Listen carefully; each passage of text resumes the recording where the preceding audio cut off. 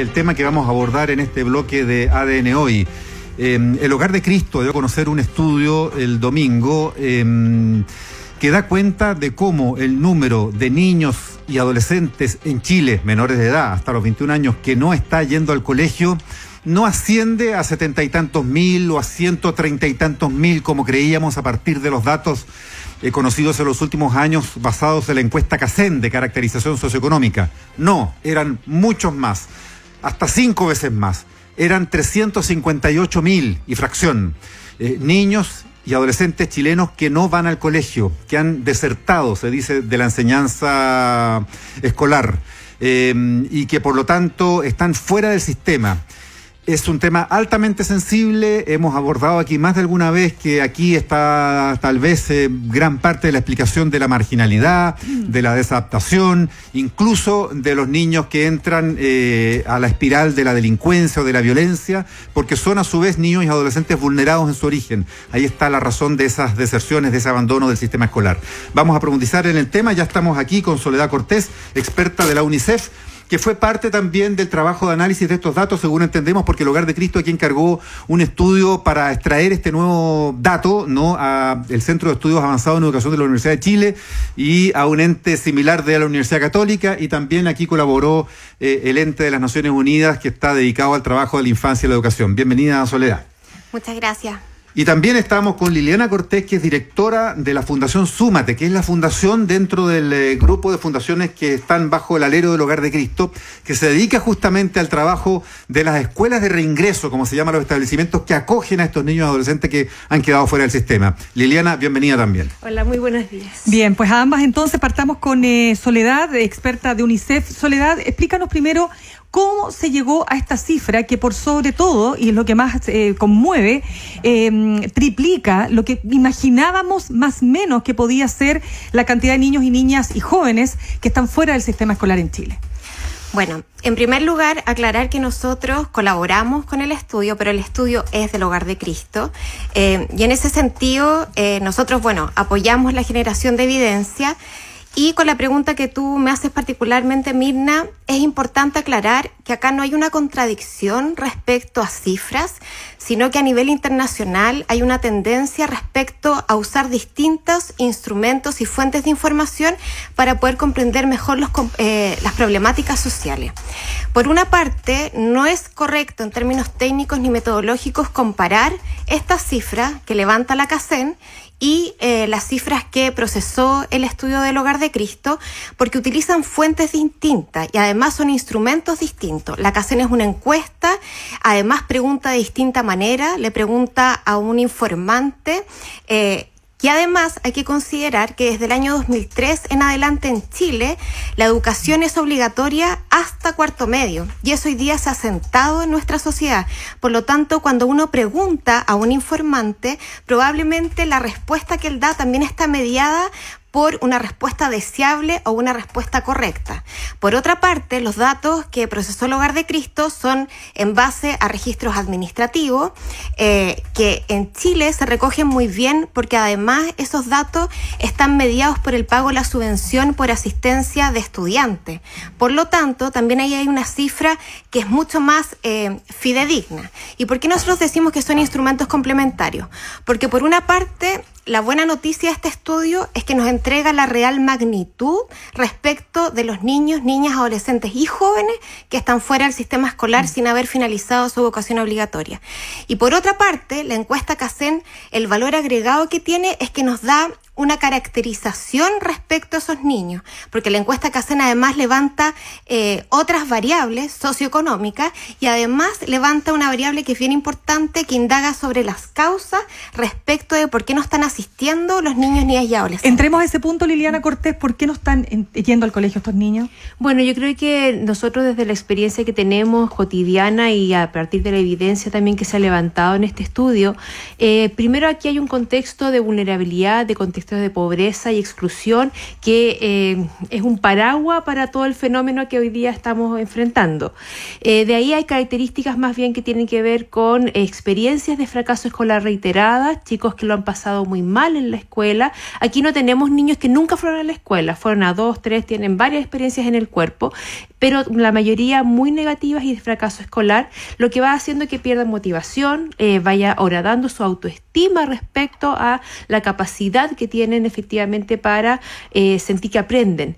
Y por otro lado, todo un contexto familiar, de contextos de pobreza, donde el cuidado de los niños es complejo, no es compatible con el trabajo, niños que están efectivamente más solos y familias que no tienen las herramientas para apoyar la posibilidad de este logro educativo en el tiempo, condiciones también sociocomunitarias, barriales, contextos de violencia, socialización callejera, que hace que efectivamente al final el joven sienta que dentro de todo su contexto la educación no es hoy día una de sus prioridades. Por lo tanto, lo que debemos hacer en las experiencias de escuelas de reingreso es reparar ese daño causado y efectivamente lograr resignificar la experiencia educativa con los chicos y de ahí empezar un trayecto de recuperación de trayectorias educativas que es posible. ¿Es fundamental, Liliana, aquí la realidad socioeconómica de esos niños y esas familias? O sea, estos son niños vulnerados esencialmente de sectores más vulnerables de la población socioeconómicamente hablando. Más del 60% de los chicos viven en condiciones de pobreza, condiciones, digamos, de pobreza y pobreza extrema. Ya, porque entonces, hay factores que tú mencionabas ahí al pasar que también son interesantes de ver. Por ejemplo, hay a veces trastornos de aprendizaje que las escuelas públicas, especialmente en Chile, no son capaces de tratar, de lidiar con ellas, de gestionar en un contexto de cursos de 40 niños. ¿De dónde? ¿No es cierto? Uh-huh. Bueno, esos niños entonces que se ven expuestos a la enseñanza estándar, desadaptados total, muchas veces con problemas para aprender y sufriendo el bullying o el acoso de sus propios pares. Uh-huh. Eso también es un factor, el bullying, ¿o no? O sea, lo que hay un elemento importante que está asociado en el estudio a todo lo que es el clima escolar. Efectivamente, experiencias de bullying o experiencias de violencia, de que la escuela no sea un elemento protector, donde tú no tengas a tu grupo de pares. Nadie se acuerda del colegio tanto por las notas, uno se acuerda por los grupos de amigos. Y efectivamente eso es lo que hoy día está vulnerado en un joven que está fuera del sistema escolar. Ya. O sea, no tienes pares, no tienes referentes, no tienes modelos, no tienes un espacio donde tú sientas que es nutritivo y puedas crecer. Soledad, y ahí para dejar al tiro un tema ahí porque nos espanta la cifra, porque por mucho que sean características distintas de la naturaleza de la cifra, obvio, una es una encuesta, la otra son datos administrativos, pero el dato administrativo nos está mostrando con más fidelidad, digamos, la realidad cuantitativa acá, pese a que la CACEN efectivamente aportará ahí datos cualitativos y de contexto. ¿Cómo es esto en otros países, ustedes como UNICEF? ¿Esta realidad es parecida, proporcionalmente hablando, la cantidad de niños que están fuera del sistema? ¿O en Chile igual estamos mejor que en nuestros pares de América Latina, por ejemplo? En general, Chile siempre está mejor que nuestros pares de América Latina. Yo creo que, como les decía al comienzo, la relevancia del estudio tiene que ver con poner al centro del debate la magnitud del problema, porque como bien tú mencionas, Mauricio, es una cifra muy alta y en ese sentido el discurso o el debate público en educación también agrega un nuevo componente. Se hablaba mucho que la cobertura, que la asistencia en Chile era una situación o un estándar ya casi logrado por el país. Sí. Sin embargo, este estudio lo que nos da cuenta que efectivamente hoy día los establecimientos educativos y el sistema escolar está teniendo problemas respecto a la retención de los estudiantes, pero entendía esta retención desde una preocupación porque los estudiantes por una parte aprendan, vean en el proceso educativo una alternativa de movilidad social, de las posibilidades de construir y ser parte de la sociedad, pero también una posibilidad de concretar sueños. Porque como bien menciona Liliana, la mayoría de estos niños viven en condiciones de pobreza o de vulnerabilidad socioeconómica y por lo tanto aquí también el país tiene que avanzar respecto a políticas que le brindan a las familias las posibilidades de proteger y cuidar a sus niños, pero con condiciones socioeconómicas mínimas básicas. Y eso hoy día en Chile tampoco ha estado ausente del debate. Si uno analiza cada una de las problemáticas sociales que afectan a la infancia, diferencia, la mayoría están mediadas por el nivel socioeconómico de las familias. Estamos conversando a esta hora con Soledad Cortés, experta de UNICEF, y Liliana Cortés, directora de la Fundación Súmate, que tiene 5 escuelas de reingreso del Hogar de Cristo. Antes que entremos al tema de las escuelas de reingreso, Liliana, me gustaría preguntarte 2 cosas. 1, ¿qué hacen estos niños cuando no van al colegio? Y te lo pregunto porque hay una idea, y que está refrendada por, naturalmente, las noticias en materia delincuencial, que muchos de estos niños, no sé cuántos, están cometiendo delitos. O sea, ayer veíamos un portonazo con niños de 11 y 12 años. ¿Hay una sobreestigmatización? ¿Hay algo de eso que realmente tiene que preocuparnos a todos? A ver, yo creo que si un niño no está en la escuela, el lugar natural de un niño es la escuela, en su vida cotidiana. Eso yo creo que todos lo entendemos y lo sabemos. Entonces, si un niño, yo no quiero estigmatizar de que los niños que no están en la escuela están delinquiendo. Eso no es efectivamente así. Hay niños que están en la casa, hay niños que están trabajando, hay niños que tenemos efectivamente sin hacer nada. Por lo tanto, el tema está en más bien el riesgo que están corriendo. A mí el punto no tiene que ver si están delinquiendo o no. El tema está a lo expuesto que los tenemos. Y eso somos Liliana, nosotros los responsables. Pero uno no podría ver eso mismo desde el otro lado diciendo, bueno, claro, uno no puede decir que los niños que no están yendo al colegio están delinquiendo, pero sí puede decir otra cosa. Los niños que están delinquiendo no están yendo al colegio. Exacto. Bueno, o sea, yo creo que hay una relación, pero yo creo que aquí, o sea, porque es importante, creo que el punto tiene que ver principalmente con el sentido de urgencia que debemos tener respecto a esta problemática.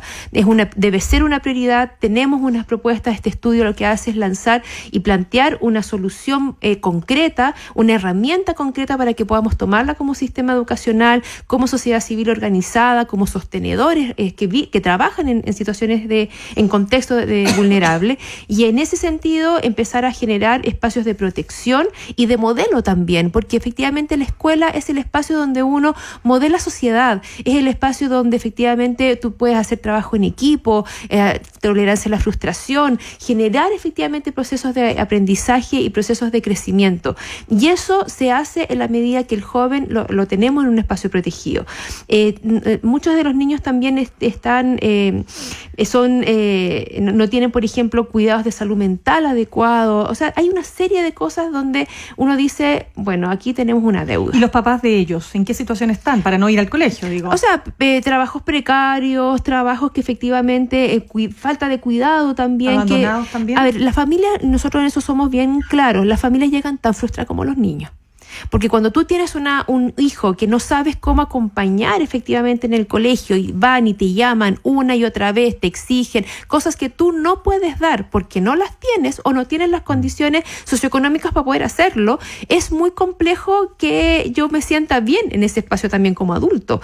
Entonces, el trabajo no es solamente con los niños, el trabajo también es con los adultos significativos que para los jóvenes son relevantes y donde ellos pueden sentir este apoyo. Una abuela, un primo, un hermano, una hermana, y también cuando están presentes padres y madres. Pero aquí yo creo que hay una deuda, es importante, y tenemos hoy día una herramienta disponible para hacernos cargo. ¿Cuál es esa? Ustedes, eso mismo, porque ustedes han hecho un estudio a partir de estos datos y tienen una propuesta como Hogar de Cristo y como Fundación Súmate, con un modelo de escuela de reingreso. Yo creo que tal vez vale la pena explicar a quienes nos escuchan que no se trata de reincorporar a estos niños al colegio del cual salieron. Ahí se demostró que no funcionó la cosa, ¿no? O sea, se entiende que siempre estos niños que están fuera del sistema tienen que ir a escuelas especiales planeadas para reincorporarlos. Mira, yo soy bien simple en esto, nadie vuelve del lugar que lo echaron.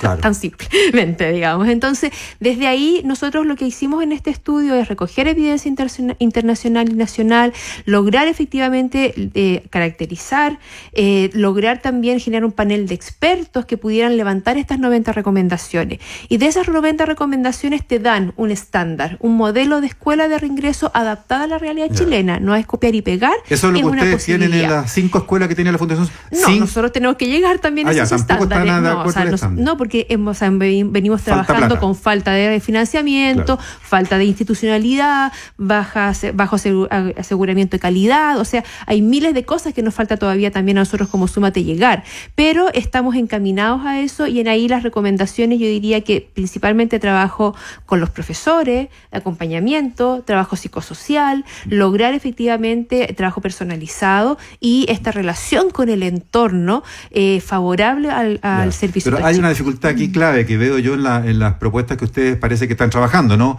Por ejemplo, a propósito de personalización, y yo no sé cómo es también en otros países, ahí qué luces puede dar UNICEF, pero la proporción profesores-alumnos tiene que cambiar radicalmente, o sea, no dan abasto. O sea, uno ve la cifra mínima de los 358.000 niños que no están yendo a clase, y hay 12 escuelas de reingreso en Chile. No da. Y 5 son del Hogar de Cristo, de la Fundación Súmate. O sea, hay que crear muchas más, pero además con una proporción 6-1, ¿no? Eso sería el ideal. 6 alumnos por cada profesor. Soledad o sea, Cortés. muy caro. Sí, ahí en ese sentido, por lo menos la experiencia internacional lo que señala es que así como hay que tener escuelas de reingreso, que en el mundo se llaman escuelas de segunda oportunidad, también se necesitan otras medidas previas. Las escuelas de reingreso deben ser siempre la última medida a adoptar luego de haber agotado todas las demás medidas. Nosotros hacemos el símil justo el año 2017, el Hogar de Cristo hizo un estudio similar, pero con respecto a las residencias.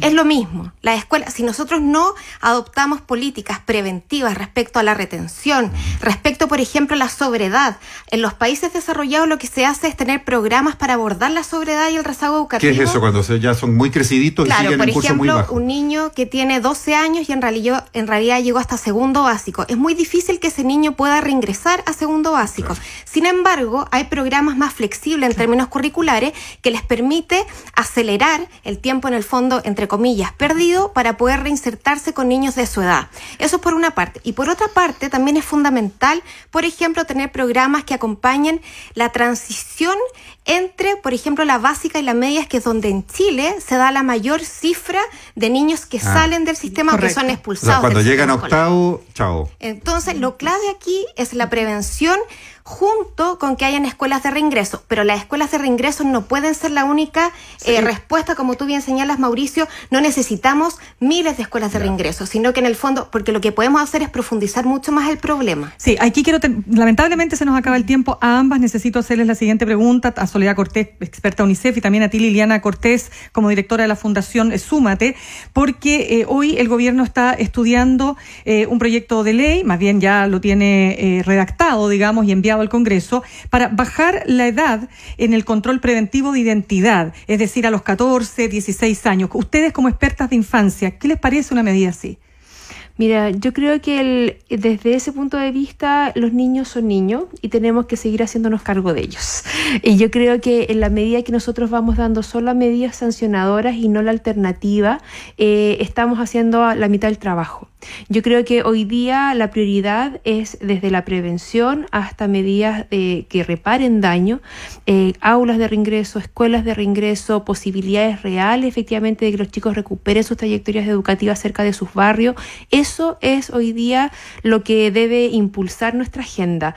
Yo creo que los niños tienen muchos talentos, son el futuro y tenemos que darle prioridad. Desde ahí nuestra propuesta es, como decía Soledad, no vamos a llenarnos de escuelas de reingreso. Lo que queremos es una escuela de reingreso por región en cada país, y en las comunas donde hay más jóvenes fuera del sistema escolar, aulas de reingreso o escuelas de reingreso cercanas a ellos. Este no es un niño que va a recorrer 3 comunas para ir al colegio. Este es un chico que necesita tener un entorno protector. Así que esa es nuestra prioridad y ahí vamos a trabajar. Por lo demás, las escuelas de reingreso se consideran como cuando ya no hay otra opción y no resultó una medida anterior. ¿Es la opción definitiva hasta cuarto medio o puede ser una transición para volver después al sistema regular?